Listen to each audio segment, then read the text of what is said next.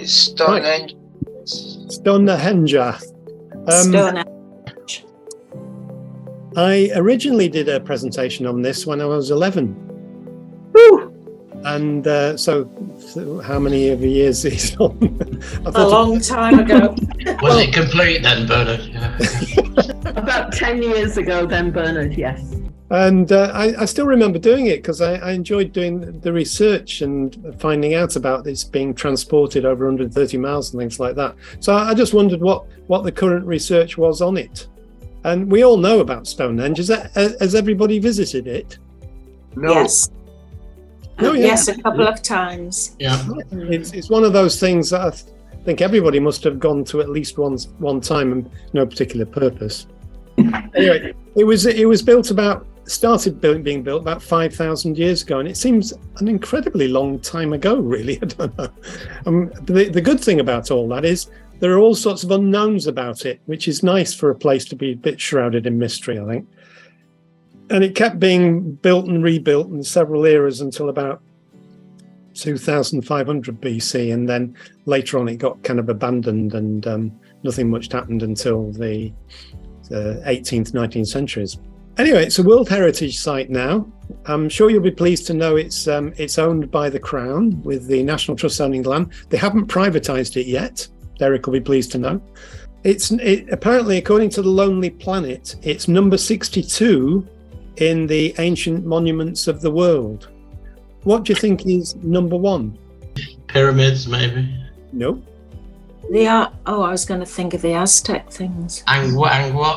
Angkor Wat in Cambodia. Yeah. So I'm rather surprised it's as low as 62. Certainly, it's probably the most famous prehistoric monument. The others are slightly more recent. And the word itself of what henge means, it's sometimes meant as hanging, or sort of precipice, or suspended, or even a hinge, the henge in it. So that's eventually that's what it became known as. And it's on Salisbury Plain in Wiltshire, and and about 1 million people visit it every year. But there's still traffic roaring past it on the road that's nearby. So that's more the kind of traditional view of it, getting rid of a bit of the clutter around it. So it's not entirely realistic view of it. There are various different circles, semicircles, U-shapes of stones, all of which were put at different time. The two major ones are the sarsens, which I keep thinking as vinegar, but there you go, it's sarsens, and the smaller blue stone. And this is an image of it. You can see the first Stonehenge, well, circa 3000 BC, circles of posts. Originally, there was a wooden one before it, apparently. And the second one in the middle, the stones arrive. There's an altar stone, a horseshoe, or of sarsen trilithons, and those are probably the big ones that we know, the 25 feet ones, tall ones. And then finally the blue stones came about 1,000 years or so later, and that's the kind of configuration that we've got now. And this is an even more complex one. The place was much bigger than they originally thought. It's not just that central bit. The bits around it were the banks and ditch enclosures that have been found through archaeology. But it as you see, it's pretty complicated. And the stones, you can see just the little blue blotches in the middle. Those are the blue stones. Changed it because you used to be able to go and walk round the stones when I was very young. And now you have to stick to this path that goes round the edge. Yeah, except for one day of year. Oh, yeah. It's important for all sorts of reasons, the summer solstice. This is I love these reconstructions. Don't you? They always seem to give the haircuts of the time when the drawing was made. Mullets. They've all got mullets. Yeah. Yeah, they're great, aren't they? Because it is, when you think about it, putting the the stones on the top is really quite some sort of thing to have done at those times. And any idea how they did it? How they got the lintels on top? Didn't they do part that they built up earthwork? That's right. They buried them. They started off buried so that they're able to get up that, and then they took the earth away. Well done, Bell. Marks the bill on that one. See how many stones there are. And there are fallen blue stones. There are the generic blue stones. There's fallen sarsens that are still up. And the illustration on the right, I think, is interesting because that shows that they used mortise and tenon joints and tongue and groove joints to fit them on, which of course are from woodworking, really.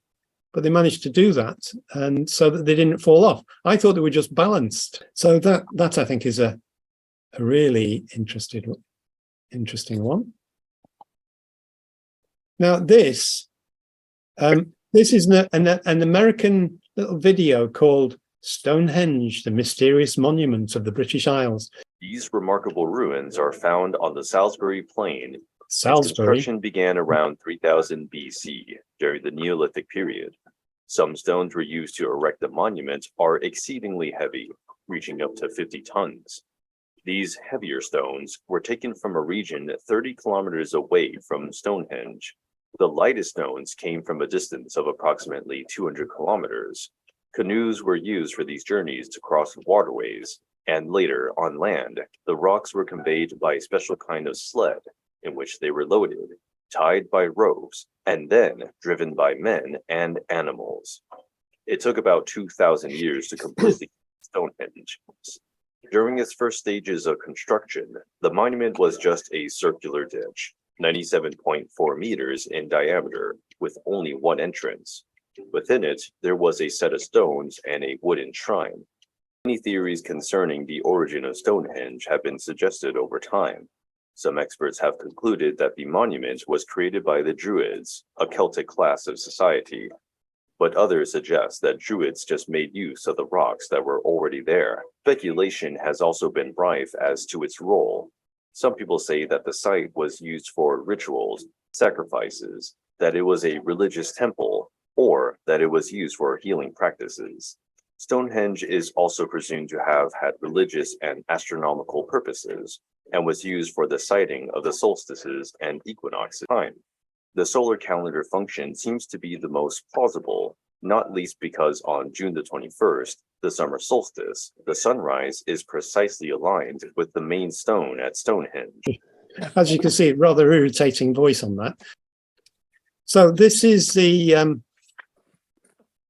Preseli blue stones, and it is now accepted they come from about 130 miles away. There's the archaeological dig in the this that happened about 10-15 years ago, which confirmed that it was from there that the bluestone was transported, and it's a kind of an igneous rock, but it's one of the most interesting stones, and also extremely hard to do anything with, though they managed to make holes in them and fashion them into various things. Even though it's taken somebody with modern equipment, a diamond drill, to do a piece of it in an hour or so. Okay, so that's the bluestones, and this is from an exhibition that was done at the British Museum in July last year. That's gorgeous. It is. It's absolutely unbelievable what that is. It's called the Nebra Sky Disk, and it was actually found in Mittelberg, near Nebra in Germany, by two metal detectorists. They were doing it illegally. They took it away and sold it on the black market. 1999, by Henry Westphal and Mario Renner, when they were treasure hunting. They sold it to dealers. Then in February 2002, the state archaeologist in Saxony acquired the disc in a police-led sting operation in Basel from a couple who'd put it on the black market for 700,000 Deutschmarks. And from them, the original finders were eventually traced. In a plea bargain, They led the police and archaeologists to the discovery site, and they opened a dig at the site and found evidence of the looters' claims, because people were saying it looks too new to be an archaeological find. But in fact, there were traces of bronze artifacts in the dig that they did, where they claim to have got it. So it is accepted to be authentic now, and it's being held by the State Museum of Prehistory in Halle in Saxony. Interestingly, the gold that's used, you can see the gold in this. They've done analysis on that and found it actually comes from the River Carnon in Cornwall. Oh gosh. And the tin present in the bronze was also of Cornish origins. So what's amazing about the whole of this thing is the amount of movement around, the amount of trade that went on at those times, which is, you know, they were not primitive in any way at all. I'd love a brooch like that. Yeah, it's beautiful, isn't it? Stunning. Gorgeous. Balance and everything. It's lovely. I'm sure you Great colour combination. Yeah. Isn't it just beautiful colours? And of course, it's got all these solar indications on it, which is important to the whole thing. This is about, well, how is Stonehenge connected to the sun? Well, the solstice alignment was obviously within the fabric of the monument, and on midsummer, the sun rises on the horizon, approached by the avenue, and will be framed by the upright known as the heel stone. And there's a really nice picture of it. Now, this is a William Blake illustration, which he said connected monuments of the deep past with a fair and just society. It's called Jerusalem, the emanation of the giant Albion, a relief etching with black ink and grey wash applied with a brush between 1804 and 1821. And you can see the kind of images of the sun and the moon and Stonehenge within it. So it became very much part of that kind of Victorian interest in the past. Now, this is something I'd never heard of. It's this Shropshire sun pendant. And this was discovered by a metal detectorist in 2018 in Shropshire. I'm surprised it's not made more of an impact. I'd not heard about it. Is anybody else? Maybe it's a fake website I'm going to about this, but Isn't it amazing? It's unbelievable. It is. It's much smaller than you think, though. It's only 2 inches. It's a crescent of chased gold, dug out from Shropshire marshland, and it's been identified as 2,800 years old. And it was described, I don't know why it's described like this, cast into the sky before it sank into the gloom of a pool dotted with water lilies. Very, but it's amazing, isn't it? It's really beautiful. The detail of it still, managed to survive is incredible. I think this one was done more legally, and he didn't try and run off with it and sell it to his locals. I think somebody might have noticed if he tried it anyway. Now, this is shows the current plight of Stonehenge with the road nearby. That shows how close it is. It's not ideal, is it, having the A303 right next to you? And since the 1990s, there's been plan to bypass it or dig a tunnel. And there's actually been it was last looked at by Rishi Sunak in 2020, apparently, and approved in principle. But there are a lot of objections. Why do you think people might object to a tunnel? It might be going through this is the most rich prehistoric area, probably anywhere in the world. So you're digging a hole through that. What you're going to be messing up in the process. So it's still not decided whether they're going to have this. And here's another artist's impression. That's what it will look like going into the tunnel. So it'll be interesting to see if it is what happens with that. So you can't say it's ideal what it is at the moment. And this is what local recent research has shown, there was a super henge up at the top right with giant stone circles. And this shows all the various things around Stonehenge which relate. You know, it was a much broader center.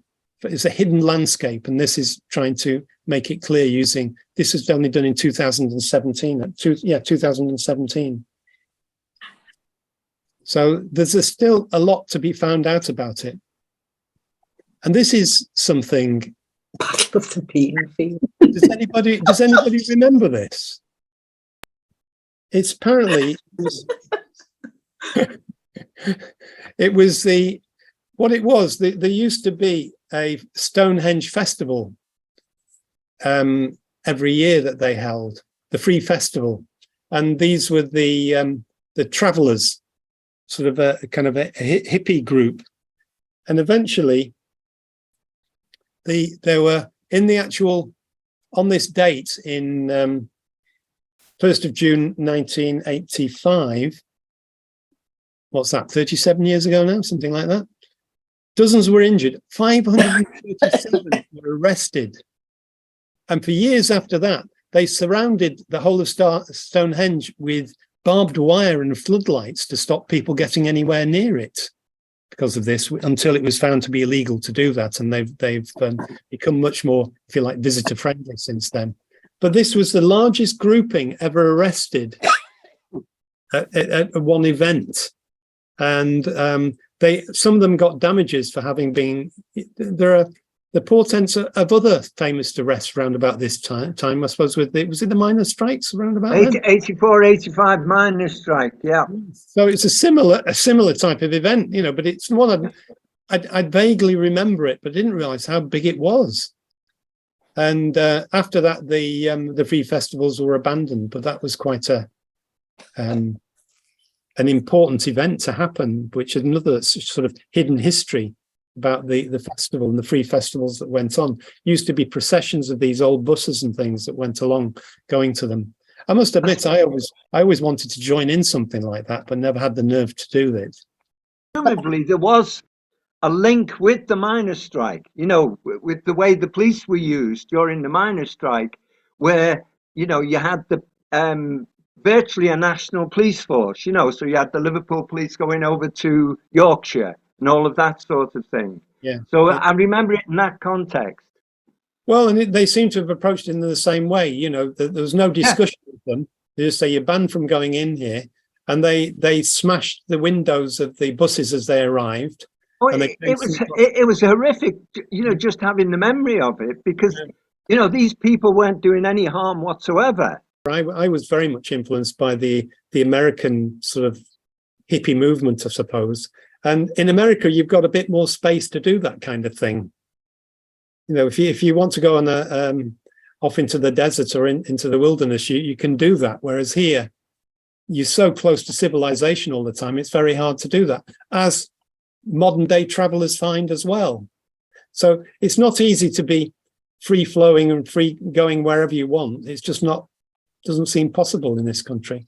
But having said that, people and travelers and druids have been welcomed into Stonehenge now, rather through British Heritage's gritted teeth, but they still allow them in. And in fact, a relative of mine, also called Bernard, was a druid, and I went to his druid funeral, which was very interesting. And they invited us to come and join them on the summer solstice, where they get special permission to go into the center of it and wander around in druid-like garb.